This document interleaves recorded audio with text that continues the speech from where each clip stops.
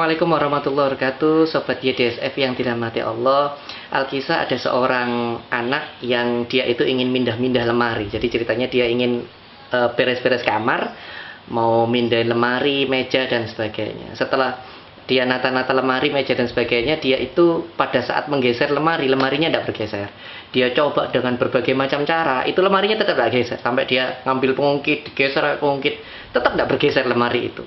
Nah, pada saat dia mencoba mendorong-dorong lemari itu, ternyata ayahnya melihat, ayahnya memperhatikan. Lalu si ayah bilang sama anaknya, "Nak, coba kamu pakai cara yang lain." Dicoba, tetap tidak bisa. Pakai cara yang lain, tetap tidak bisa. Coba kamu pakai kekuatanmu yang paling kuat, dia bilang. Sudah ya, saya sudah coba pakai kekuatan apapun, tetap aja tidak bisa.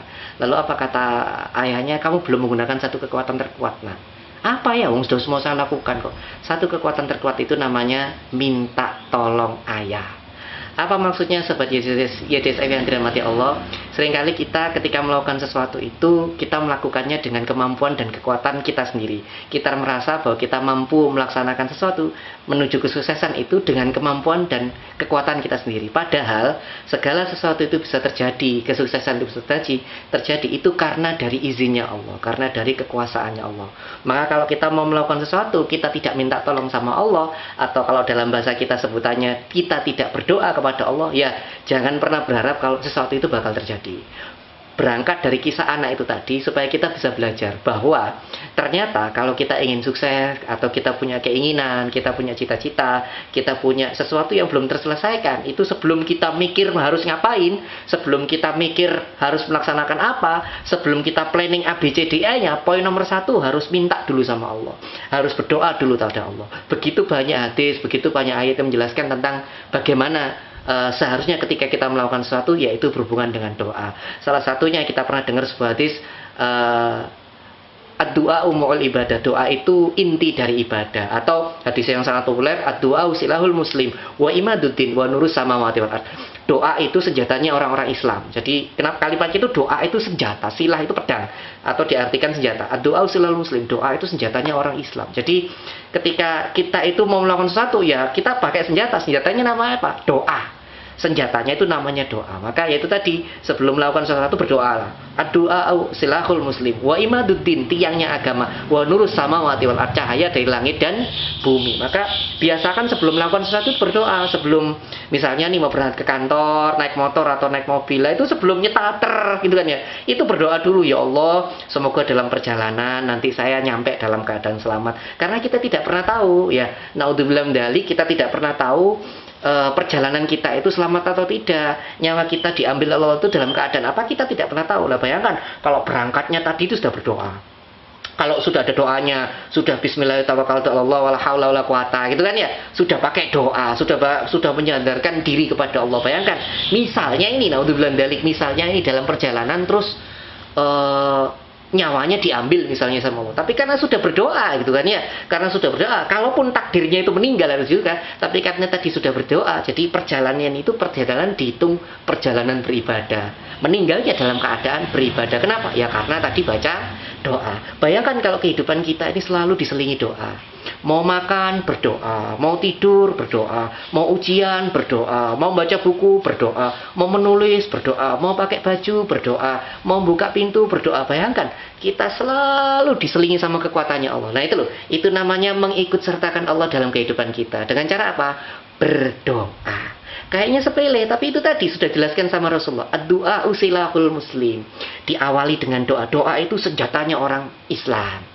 Syukur-syukur lagi ketika kita selesai melakukan sesuatu, berdoa lagi. Sebelum mengerjakan, berdoa. Setelah selesaikan, berdoa. Kenapa? Karena sebelum mengerjakan, kita itu minta diiringi oleh Allah, kita itu minta dilindungi oleh Allah, kita minta diberkahi oleh Allah, supaya ketika kita mengerjakan, kita menggunakan bukan hanya kekuatan kita sendiri, tapi menggunakan kekuatan dari Allah. Setelah selesai kita berdoa. Kenapa? Agar kita tahu kalau yang kita lakukan itu mau sukses atau gagal, kita sudah tawakal sama Allah, sudah kami serahkan hasilnya kepada Allah.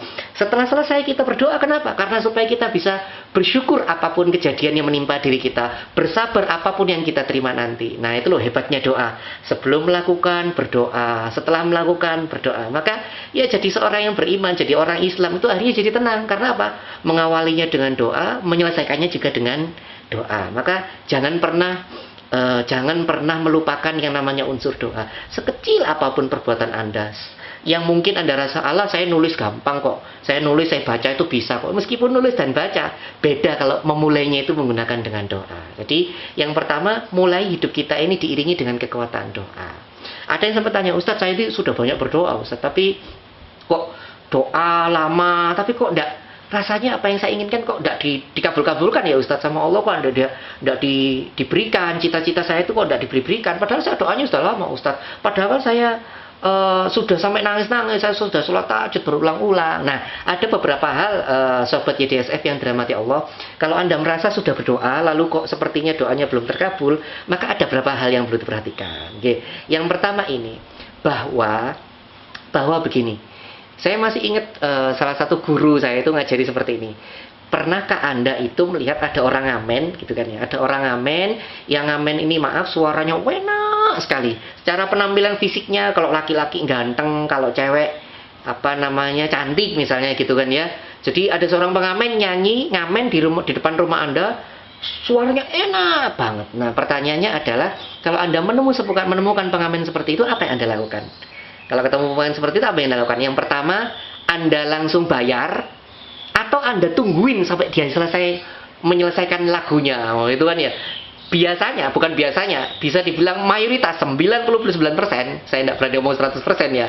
99% gitu akan bilang, "Ya Ustadz, wong dia suaranya enak kok. Ya tak tungguin sampai lagunya selesai," gitu kan ya. Kalau perlu nyanyi sampai 3 atau 5 lagu, tak bayar deh 5. Kenapa? Karena suaranya enak. Nah, ternyata teman-teman, Allah itu ketika mengikapi doa kita itu seperti itu. Ada orang-orang yang beriman, orang-orang yang soleh, orang-orang yang benar dekat dengan Allah. Semakin dia menangis, semakin dia berdoa sama Allah itu malah ditungguin, dilihatin. Allah tersenyum melihatnya. Kenapa? Karena Allah senang sama orang itu. Karena Allah senang sama orang beriman itu. Makanya ketika berdoa itu didengerin. Wah, ini doanya orang soleh, merdu sekali, tulus sekali, ikhlas sekali. Sama Allah malah didengerin. Bukan Allah tidak mau mengabulkan, dikabulkan. Tapi Allah menunggu karena Allah saking cintanya sama hamba itu.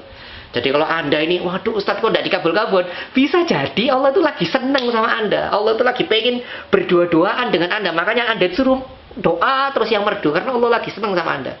Jadi kalau Anda misalnya, Ustadz saya berdoa sudah lama kok tidak dikabul-kabulkan, berarti mungkin Allah lagi seneng ya sama doa saya. Makanya dilanjutkan saja. Apa katanya Rasulullah kan dalam hadis qudsinya itu? Apa kata Allah dalam hadis qudsinya itu? Sesungguhnya setiap doa itu akan dikabulkan sama Allah, kecuali seseorang itu putus asa lalu berhenti berdoa. Lihat kalimatnya, kecuali seseorang itu putus asa dan berhenti berdoa. Jadi memang kalau misalnya Ustadz kok doa saya tidak dikabul-kabulkan, ya bisa jadi itu Allah tuh lagi senang sekali dengan doa kita, makanya ditungguin. Lalu cerita yang kedua, ada seorang pengamen, maaf kalau bahasa kurang sopan, ada pengamen yang suaranya tidak enak gitu kan ya. Anggap saja kayak kalau bahasa Jawa itu seng itu di atapnya rumah itu loh, genteng itu. Kalau nyanyi suaranya kayak genteng, digerek-gerek, suaranya tidak enak lah ya. Nah, pertanyaan saya satu sekarang, kalau Anda ketemu pengamen seperti itu, apa yang Anda lakukan? Langsung Anda bayar biar cepat pergi, atau ditungguin sampai selesai nyanyi gitu ya? 99% di antara kita akan menjawab, ya langsung dibayar Ustaz, biar nggak ngalih, nggak pergi gitu, yang suaranya nggak enak. Sama. Kadangkala Allah itu ketika tidak suka terhadap seseorang, itu ketika dia minta, langsung diberikan. Apa katanya? Wah, malaikat, aku tidak senang sama orang ini. Ngomong aja bikin rusuh, nang pergi, dikabulkan doanya. Nah, ya, lu Ustadz jenengan ngomong kayak gitu dari mana? Yang ngomong bukan saya, ini Rasulullah yang ngomong. Beliau pernah bercerita ada seorang mukmin yang baik, ketika dia berdoa kepada Allah, sama Allah tuh malah ditungguin karena itu tadi Allah itu lagi cinta sama mukmin tadi. Lalu ada seorang yang musyrik berdoa meminta kepada Tuhan, yang pada saat itu jelas Tuhannya Allah, meskipun dia meminta kepada orang lain, sama Allah aku malas dengerin orang ini gitu ya. Orang ini karena karena banyak melakukan kemusyrikan, makanya sama Allah langsung kabulkan. Kalau jenengan merasa, Ustadz saya sudah berdoa begitu panjang, tapi kok tidak dikabulkan, bisa jadi Allah itu sedang senang sekali mendengar doa Anda. Bisa jadi Allah itu sangat cinta sama Anda, makanya sampai didengerin terus. Dan jangan khawatir, nanti permasalahan masalah selesai, cita-cita terjadi atau tidak, itu gampang bagi Allah itu. Kalau sudah bilang kun ya fayakun, kalau Allah bilang sudah terjadi ya terjadi, tidak perlu masuk akal, tidak perlu pakai logika. Kalau Allah sudah bilang terjadi ya terjadi, tidak perlu masuk akal, tidak perlu pakai logika, tidak perlu bantuan dari manusia manapun. Kalau Allah bilang terjadi ya terjadi. Makanya kan urusan kita itu bukan hasil, urusan kita itu ya doa, itu tadi doa dan ikhtiar. Fa idza adzamta fatawakal 'ala Allah. Kalau ada sudah membulatkan tekad, sudah berikhtiar semaksimal mungkin, fatawakal Allah, serahkan saja hasilnya pada Allah. Maka tadi di depan saya bilang diawali dengan doa, setelah melakukan berdoa lagi. Supaya apa? Kalau di depan kita itu meminta pertolongan Allah, meminta kekuatan dari Allah, kalau di akhir supaya apa? Supaya kita tidak sombong kalau berhasil, tidak sedih, tidak kecewa ketika tidak berhasil. Kenapa? Karena itu semuanya sudah dalam kehendak atau skenario-nya Allah yang pasti indah untuk diri kita. Nah itu ya, itu kemungkinan pertama, itu pelajaran pertama kalau misalnya Ustadz doa saya belum dikabulkan. Nah ini yang kedua, nah ini yang penting, ini juga penting yang kedua. Ustadz doa saya belum dikabulkan. Begini, cara Allah mengabulkan doa itu ternyata tidak cuma satu. Cara Allah mengabulkan doa itu ada 3. Yang pertama, ketika seseorang itu berdoa, Allah tuh langsung bilang, iya, tak kasih sekarang, gitu kan ya. Itu cara Allah mengabulkan doa yang pertama. Ya, ud'uni astajibu lakum, kata Allah. Mintalah kepadaku, akan langsung aku beri, gitu kan ya. Itu cara Allah yang pertama. Ketika kita minta, langsung dikasih. Ya Allah, tolong saya berikan sepeda motor, ya Allah. Kata Allah, oke, tak kasih sekarang juga. Langsung besok dikasih rezeki untuk beli sepeda motor. Atau bahkan besok datang, ini kisah nyata, datang ke acara kayak gathering sebuah perusahaan gitu. Dia datang dan dia itu mewakili mewakili tetangganya. Jadi tetangganya tidak bisa datang, terus dia dimintai tolong, ya sudah dia datang, itu bawa kuponnya untuk datang tuh. Dia itu mewakili tetangganya, malah ketika ada kayak hadiah bonus ya buat mereka yang datang, hadiahnya sepeda motor, malah dia yang dapat. Dan itu rame sampai di gathering perusahaan itu sampai tapi dia bukan orang perusahaan ini, dia cuma tetangganya karyawan itu. Terus akhirnya dimusyawarahkan, tidak apa-apa, itu sudah rezekinya dia karena dia bawa kupon itu dan mau datang. Dan lihat ya, kalau Allah sudah bilang terjadi, tidak perlu masuk akal. Duitnya tidak ada, tidak bisa beli motor. Kalau bilang wis salah, kamu tidak perlu beli. Dapatnya ternyata malah gara-gara mewakili orang datang gathering perusahaan. Dan ini benar, ini kisah nyata. Nah, jadi kadang Allah tuh kalau mengabulkan dengan cara yang pertama, ya terjadi saat ini juga, tak kasih sekarang juga. Lalu ada yang kedua, ketika ya Allah berikan saya sepeda motor, ya Allah berikan saya sepeda motor. Ada yang ketika orang minta ya Allah berikan saya sepeda motor, yang kedua Allah bilang gini, tak kasih, tapi tunggu sebentar. Kenapa? Kamu minta sepeda motor, belum bisa naik motor. Ya, sebelum nanti tak kabulkan mau minta motor, belajar naik motor dulu. Ya, coba belajar dulu, pinjam temanmu. Kalau sudah lancar naik motornya, baru nanti tak kasih. Lah ada cara Allah yang kedua. Yang ketika kita minta itu, kita disuruh pantas dulu. Pantas dulu sebelum nanti kalau belum pantas tidak tak kasih gitu. Ya Allah beri saya kepandaian, ya Allah gak tahu belajar, ya orang pinter ya, tidak bisa ya Allah saya pinter, ya Allah terus bukunya Anda bakar, Anda masukkan ke hasil bakarnya Anda masukkan ke gelas untuk minum, tidak mungkin, tidak akan pinter ya, keblenger ya gitu ya, pingsan nih ya, bukan. Anda itu sama Allah disuruh belajar yang tekun, nanti sama Allah dikasih. Nah, kita itu kadang berdoa sama Allah tuh ada yang model kedua, dikabulkan ketika kita sudah pantas. Ya Allah saya pengen kaya, ya Allah saya pengen kaya, ya Allah. Gitu kata Allah, iya pantas tau dhisik. Wong kerja mesti telat tekone, datang mesti telat, pulang mesti disiki. Gimana mau kaya? Kerja ndak segera diselesaikan, wis meneh ae besok. Gimana mau kaya? Makanya kadang kalau kita minta sama Allah itu, ketika kita minta sama Allah itu bilang, ya pantaskan dirimu dulu, baru nanti tak kasih. Saya masih ingat guru ngaji saya ngajar seperti ini. Saya bilang, Yai, saya ini kok berdoa sama Allah kok tidak dikasih-kasih ya Yai. Saya berdoa kepada Allah tapi kok belum terkabul ya. Apa kata Yai saya? Kamu njaluk hujan, minta hujan tapi tidak nyiapno timbo, tidak nyiapkan ember. Mau dikasih hujan kayak gimana pun, kasih air seperti apapun, kalau embernya tidak ada, itu airnya kemana-mana. Kita tidak akan dapat airnya. Maka kalau minta air hujan itu lahannya disiapkan. Apa maksudnya? Embernya disiapkan supaya kita dapat airnya. Sama kalau kita minta pinter itu, kapasitas kita untuk dipinterkan itu harus siap. Belajar itu maksudnya. Kalau kita ingin minta kaya itu, kapasitas kita untuk menjadi orang kaya itu harus siap. Apa itu? Hemat, rajin bekerja, ikhtiarnya mentok, tidak males-malesan, mau belajar kepada orang lain, baik sangka. Nah itu kapasitas sebagai orang kayanya disiapkan. Makanya doanya akhirnya sama Allah, oke, akan aku berikan kamu karena kamu sudah pantas. Nah itu yang kedua. Jadi yang pertama tadi apa? Ada orang ketika berdoa sama Allah langsung dikabulkan saat itu juga. Ada yang kedua, yang ketika berdoa kepada Allah diberikannya itu nanti ketika sudah selesai. Nah, lalu yang ketiga teman-teman, apa itu? Kadangkala ketika kita minta sama Allah tuh cara Allah mengabulkan itu, Allah tuh mengabulkannya nanti, tapi tidak persis seperti yang kita inginkan. Jadi nanti dan tidak persis seperti yang kita inginkan. Jadi orang tadi ceritanya dia minta, ya Allah berikan saya sepeda motor ya Allah. Kata Allah, sebentar. Nggak cocok kamu minta sepeda motor itu. Wong kamu terus sudah bisa nyetir mobil kok minta sepeda motor, ya enggak cocok. Makanya kamu tak kasih mobil. Nah itu ada yang ketiga. Kita tuh bilang, ya Allah, tolong berikan saya kekayaan, saya pengen jadi kaya. Kata Allah, gak pantas kamu kaya itu. Pantasnya kamu tuh jadi triliuner. Bukan cuma levelnya orang kaya. Wong kamu tuh rajin sedekah, rajin bekerja, ikhtiarnya luar biasa. Levelmu sudah milioner juga, bukan sudah kaya lagi. Nah itu doa yang ketika kita minta sama Allah, cara pengabulannya dengan model ketiga. Tidak persis seperti keinginan kita, tapi malah yang terbaik yang diberikan Allah kepada diri kita. Nah, maka kalau tadi bilang, Ustadz saya kok belum dikabulkan, ya langsung ingat. Bisa jadi antara dari tiga hal ini, tiga cara ini Allah mengabulkan kita. Ingat ya, Allah itu tidak pernah tidak memberikan, tidak pernah menjawab dengan kata-kata tidak. Kalau ada bilang, kadangkala Allah tuh kalau menjawab doa kita dengan kata-kata tidak, ya saya tidak pernah menemukan itu. Di dalil manapun saya tidak pernah menemukan itu. Allah itu selalu menjawab kata-katanya dengan ya. Loh kok bisa? Nah itu tadi, ya yang pertama, ya saya kasih saat ini juga. Ya yang kedua, ya saya kasih tapi nanti sampai kamu jadi orang yang pantas seperti yang akan aku kasihkan itu. Lalu yang ketiga, ya tak kasih, kata Allah, tak kasih tapi yang lebih baik daripada permintaanmu. Nggih, wong innallaha la tuliful mi'ad katanya. Sungguhnya Allah itu tidak pernah ingkar janji. Nggih.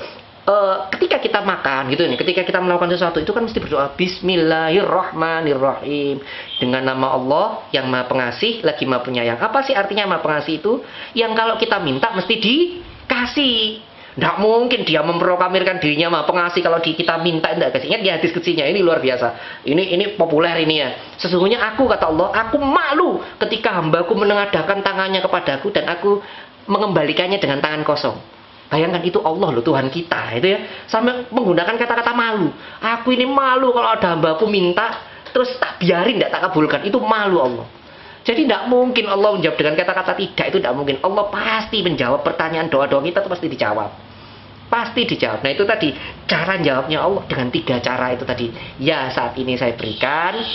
Yang kedua, ya nanti ketika kamu pantas tak kasih. Lalu yang ketiga, saya berikan yang terbaik daripada yang engkau minta. Nah, sekarang kita paham bahwa berdoa itu penting. Bukannya sekedar ini rutinitas, ini pokoknya enggak, doa itu penting. Dan ini Masya Allah luar biasa. Ini yang menarik. Kalau ada orang, misal saya ini, ngapunten, saya juga manusia biasa. Saya ini kalau dijalui tolong bola balik gregetan. Tapi ini saya bukan cerita teman-teman gitu ya, bukan. Saya kalau dijalui jaluk tolong itu secara manusiawi, dijaluk tolong terus kok gak dikerjakno dhewe kan bisa kerjaan. Ini dalam hati ini merepoti ya gitu. Saya manusia biasa dan hampir semua manusia seperti itu gitu kan ya. Nek direpoti terus saya gregetan gitu kan ya. Aku iya ono waktu butuh waktu sendiri, butuh waktu istirahat tuh direpoti ya. Itu kita sebagai manusia. Oh, tidak dengan Allah. Allah tuh paling senang direpoti oleh kita. Ketika ditanya, apa Rasulullah tanya ibadah apa yang paling disukai Allah? Doa. Makanya itu tadi ada doa umul ibadah. Doa itu inti dari ibadah. Karena kita minta sama Allah. Doa itu sebuah bentuk bahwa kita itu hamba. Justru kalau kita tidak berdoa, tidak minta sama Allah, maaf Allah malah marah. Loh kon cek sombong ya, gak minta sama aku. Kamu kok sombong sekali, saya takabur sekali, tidak foto tak sama aku. Kok tidak pernah minta? Maka kalau jenengan banyak minta sama Allah, banyak maunya sama Allah, dalam tanda petik ngerepoti Allah, itu malah seneng. Makanya kalau doa itu yang banyak, yang gede, yang besar, yang rutin ya. Sampai Allah tuh tiap hari dengerin doa kita. Nah gitu loh. Itu Allah paling senang. Karena apa? Semakin kita banyak berdoa, semakin menunjukkan kalau kita tuh hamba. Kita tuh butuh sama Allah dan Allah senang. Allah tidak butuh sama kita, tapi ketika kita butuh sama Allah, Allah makin senang. Oh iki beneran hambaku. Oke, maka jangan sepelekan dengan doa. Dengan kita berdoa itu kita, kalau sisi tasawufnya itu semakin menunjukkan diri kita sebagai seorang hamba. Semakin menunjukkan ketidakberdayaan kita, kelemahan kita, semakin menunjukkan bahwa kita itu sangat amat butuh Allah dalam tiap detik. Tidak pernah sedikit pun kita tidak butuh Allah. Setiap detik kita pasti butuh Allah. Makanya selalu ikut sertakan doa dalam kehidupan kita sehari-hari. Lalu ada yang bertanya sama saya, Ustadz, terus gimana ya Ustadz supaya kalau kita berdoa itu doa kita dikabulkan sama Allah, supaya doa kita itu ya lebih cepat lah Ustadz dikabulkan sama Allah. Kan namanya manusia, Ustadz pengen segera doanya, pengen segera dikabulkan sama Allah. Begini, sebelum kita ngomong sama Allah, kita ngomong adab kita sama manusia deh. Jenengan itu kalau meminta tolong sama manusia kan mesti ada tata caranya. Misalnya contoh, kalau nggak darurat amat kan Anda nggak mungkin minta tolong sama orangnya jam 10 malam tok gitu kan ya. Tolong gitu kan ya, nggak mungkin. Terus besok aja lah gitu kan ya. Yang hebatnya kalau Allah kapanpun dimintain ready gitu. 24 jam ketika Anda minta sama Allah tuh ready. Kalau sama manusia kan ada waktu-waktunya ya. Tapi kalau sama Allah 24 jam itu ready. Nah, saya cerita seperti ini supaya jenengan tahu, kalau sama manusia saja ada tata caranya minta tolong. Sama manusia saja ada sopan santunnya kalau minta tolong, apalagi sama Allah.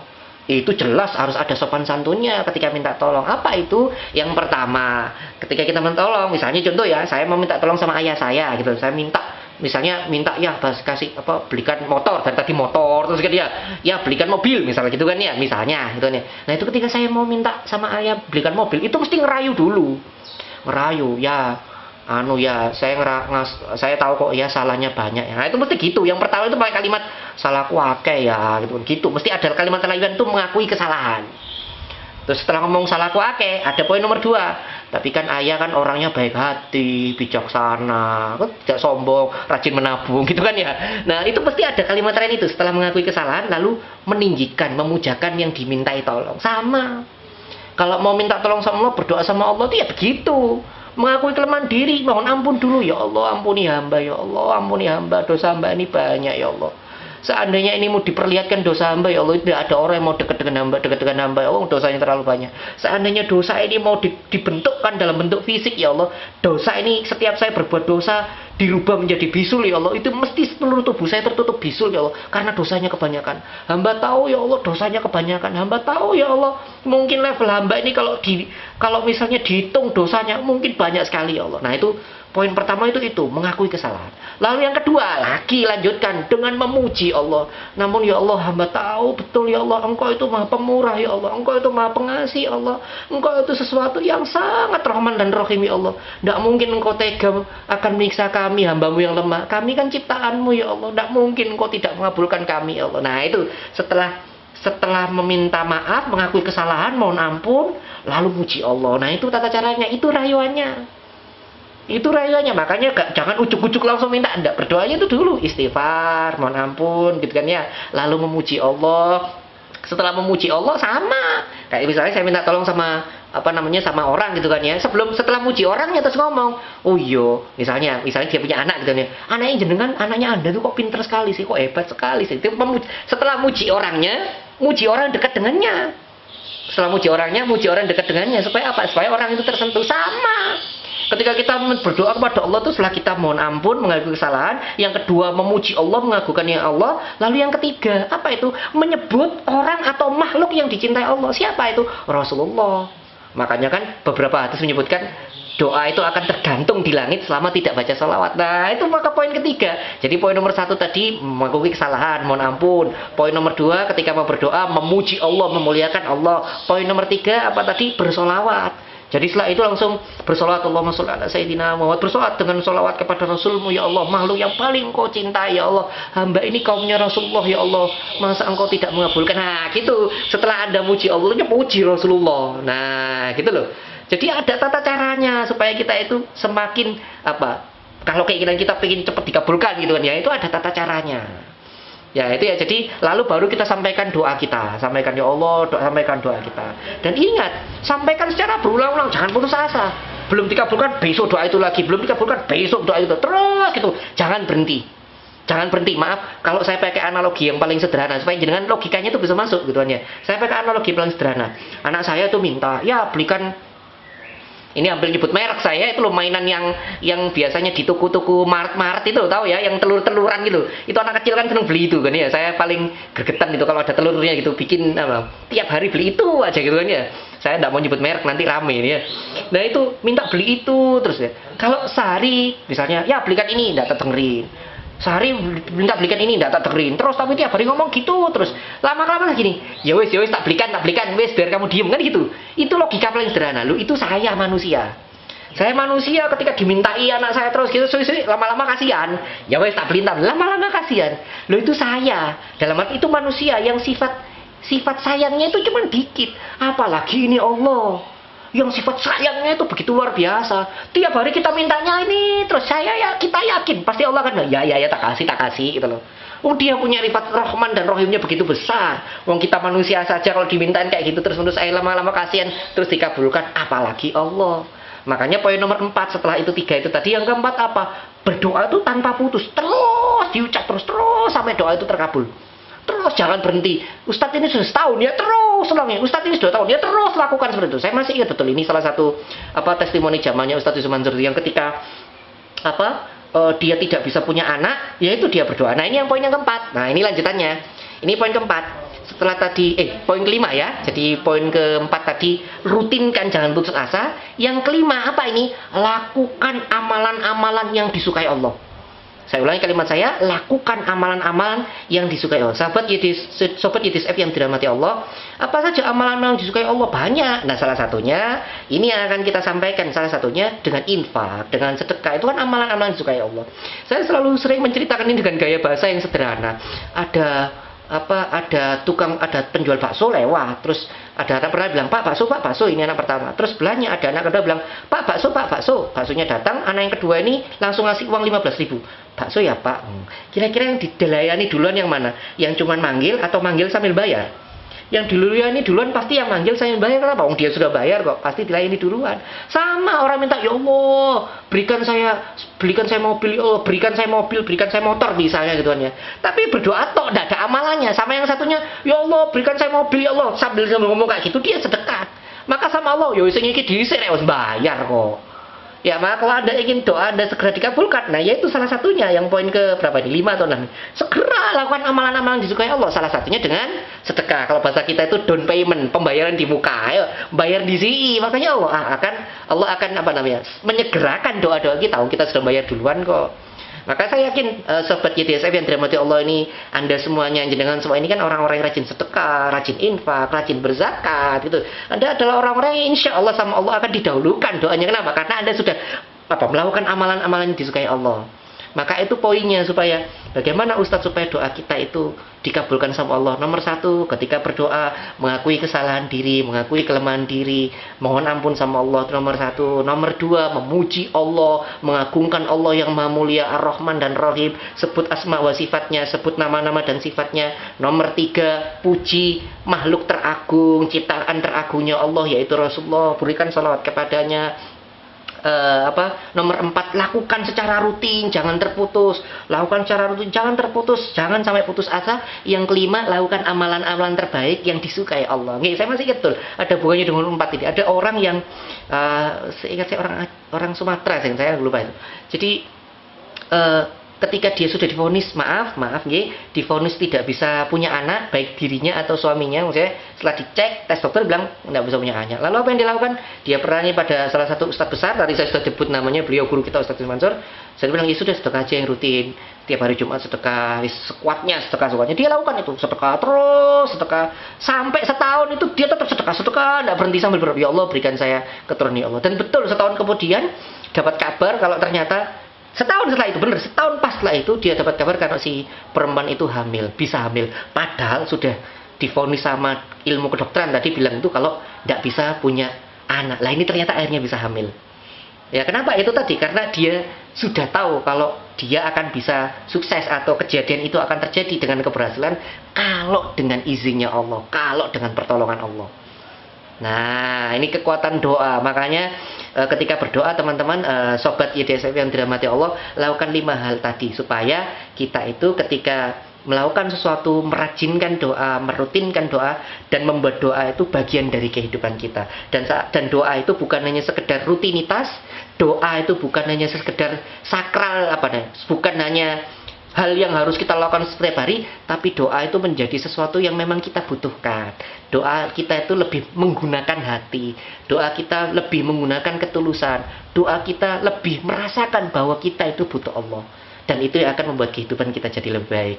Kalau kita berdoa sebelum melakukan sesuatu supaya kita dilindungi oleh Allah, kalau kita berdoa setelah melakukan sesuatu supaya kita terjaga dari sifat sombong ketika yang kita lakukan itu berhasil, dan kita tidak terlalu kecewa, tidak terlalu sedih, tidak terlalu kehilangan ketika apa yang kita lakukan belum berhasil. Maka lakukan, iringi kehidupan Anda dengan selalu berdoa kepada Allah, minta kepada Allah, dan insya Allah ketika Anda akan semakin minta kepada Allah, Anda akan semakin merasakan kehadiran Allah.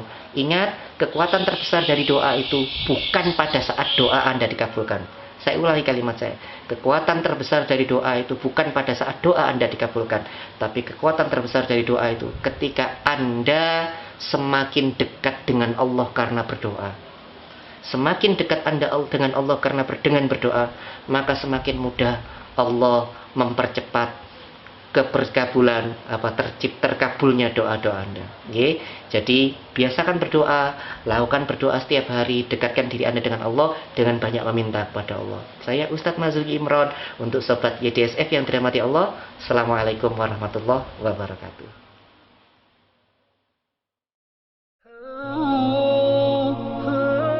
Sobat YDSF yang dirahmati Allah, kalau Anda narik gerobak dengan satu tangan, akan beda hasilnya kalau Anda menarik gerobak dengan 1000 tangan. Sama kalau Anda berdoa dengan hanya satu orang yang berdoa, dengan yang berdoa 1000 orang, kekuatannya akan berbeda. Nah, saya yakin Anda semua ketika Anda punya keinginan, kan ingin didoakan oleh banyak orang, bukan hanya Anda sendiri yang berdoa. Nah, alhamdulillah ternyata kali ini sudah ada aplikasi namanya aplikasi doa, dan saya pun sudah mendownloadnya. Jangan lupa segera download aplikasinya. Nama aplikasinya aplikasi doa YDSF. Saya sudah mendownload, dan ini akan mempermudah Anda ketika Anda punya doa yang ingin dimintai bantuan untuk didoakan banyak orang. Segera download aplikasi doa YDSF supaya Anda akan semakin terfasilitasi ketika ingin berdoa. Yuk, saya sudah mendownload, bagaimana dengan Anda?